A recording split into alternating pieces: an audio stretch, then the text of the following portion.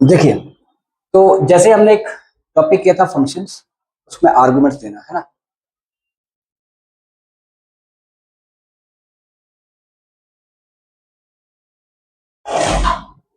तो अब आता है फंक्शंस में कि आर्गुमेंट तो हम देते हैं, बट आर्गुमेंट देने के तरीके क्या क्या है। सो दो तरीके हैं आर्गुमेंट देने के। इस टॉपिक का नाम है methods to pass argument to a function in C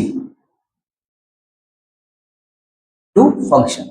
methods to pass argument to a function, कि फंक्शंस को आर्गुमेंट पास करने के मेथड्स क्या क्या हैं, तरीके क्या क्या हैं। तो क्या तरीका है, सबसे पहला तरीका है, इसे कहते हैं कॉल बाय वैल्यू, और दूसरा होता है कॉल बाय पॉइंटर। तो मतलब जो हमने आर्गुमेंट पास किए थे अभी तक, एग्जांपल जैसे हम सम फंक्शन लेते हैं, हमने यहाँ पे किया वॉइड सम, और यहाँ पर हमने क्या किया, वॉइड मेन फंक्शन लिया, और यहाँ पर हमने क्या किया, इंट n1 कॉमा n2, ठीक है। n1 इज इक्वल टू 10 और n2 इज इक्वल टू 20।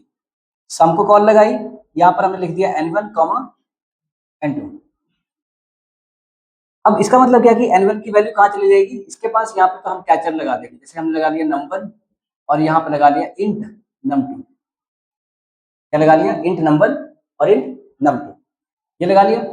अब यहां पर हम क्या करने वाले हैं, इंट आरईएस रिजल्ट लिखा हमने, और RES is equal to num1 plus num2 हमने करवा लिया, और यहां पे कर दिया प्रिंटफ परसेंटेज डी और आरईएस, तो रिजल्ट डिस्प्ले भी हो गया। तो ये जो सिस्टम था ये हमने किया है, इसे कहते हैं कॉल बाय वैल्यू। मतलब आप क्या कर रहे हैं, फंक्शन को वैल्यू पास कर रहे हैं, जैसे सम फंक्शन है, इसका जो एरिया है वो ये वाला है मान लो, और यहां पर आपने क्या बना के रखा है, वेरिएबल n1, और यहां पर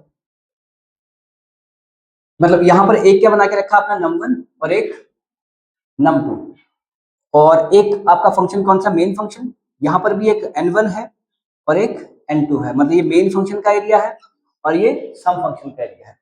तो n1 में कितना आ गया, n1 में आ गया 10, और वहां पे कितना आ गया 20, ठीक है। अब ये कहां पास कर दिया आपने, इसके पास यहाँ 10 आ गया और यहाँ पर क्या आ गया, 20 आ गया, यहाँ पास कर दिया आपने। तो ये तो ठीक है, इसे कहते हैं कॉल बाय वैल्यू, कि आप वैल्यू पास कर रहे हैं एज एन आर्गुमेंट। एक होता है कॉल बाय पॉइंटर, मतलब कि आपको पता है इसको एड्रेस भी मिलेगा, मान लेते हैं इसका एड्रेस 1000 है, इसका एड्रेस 2000 है, तो ये 1000 इसके पास जाएगा और 2000 इसके पास जाएगा, नहीं जाएगा, भेजा नहीं तो जाएगा कहां से।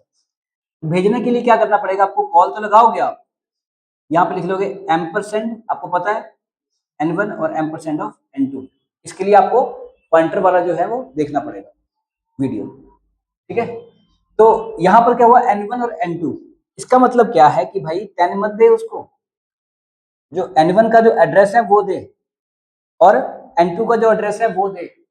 तो n1 का जो एड्रेस है वो किसके पास जाएगा, num1 के पास, और n2 का एड्रेस किसके पास जाएगा, num2 के पास। बट वो तो एरर दे देगा, क्योंकि num1 बोलेगा मैं तो वैल्यू होल्ड करने वाला हूँ, एड्रेस होल्ड करने वाला नहीं हूँ। तो क्या करना पड़ेगा, यहाँ पर स्टार लगाना पड़ेगा, star of num1 and int star of num2, ये लिखना पड़ेगा, ठीक है। अब क्या हुआ, यहाँ पर एड्रेस कैच कर लिया गया 1000 एंड 2000, ओके। अब क्या है, ये बन गए पॉइंटर,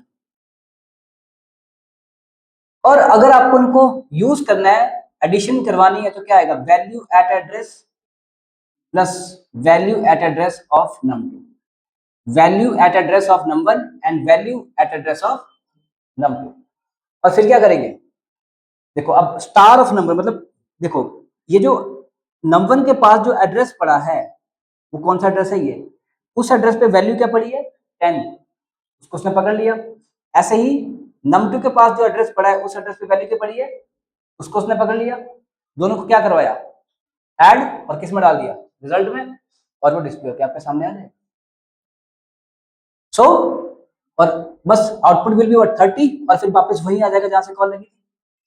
तो इस वक्त भी हमने क्या किया कि हमने आर्गुमेंट तो दिए, बट कैसे दिए? थ्रू एड्रेस, थ्रू पॉइंटर, इसको बोलेंगे कॉल बाय पॉइंटर। क्या बोलेंगे? Call by pointer. बस ये है। अब देखो एक टेस्टिंग के लिए मैंने क्या किया, यहाँ पर स्टार ऑफ नम1 कितना लिख दिया? 100। क्या लिख दिया? 100। तो स्टार ऑफ नम1 इज इक्वल टू 100। अब होगा क्या कि यहां पर जो भी आपने, और यहां पर लिख लिया मैंने प्रिंट एफ परसेंटेज डी, सिर्फ n1 लिखा। आपको देखो आपने n1 की वैल्यू कितनी रखी है? 10। कॉल लगाई, यहां पर गया, ये सारा काम हुआ, उसके बाद क्या लिखा उसने? Star of num1 is equal to 100। num1 के पास किसका एड्रेस है? n1 का। उसने यहीं से वैल्यू एट एड्रेस पकड़ लिया, मतलब यहां पहुंच गया कंट्रोल, उसने वहीं बैठे बैठे उसकी वैल्यू क्या करवा दी। अब वापस जाएगा जहां से कॉल लगी थी, उसके बाद नेक्स्ट लाइन को देखेगा, क्या देखेगा? Printf percentage D n1। n1 में क्या पड़ा है? आपने n1 तो कहीं डायरेक्ट चेंज किया, इसका मतलब यहां से हो सकता है, पॉसिबल है, ये टेस्ट किया हमने। तो अगर आप करते हो कॉल बाय वैल्यू, उसमें तो आप num1 जो वेरिएबल ले रहे थे सिंपल, उसके थ्रू आप मेन फंक्शन के वेरिएबल की वैल्यू को बदल नहीं सकते, बट थ्रू पॉइंटर आप बदल पा रहे हैं, है ना? तो पॉइंटर ये करता है, इसे कहते हैं कॉल बाय पॉइंटर।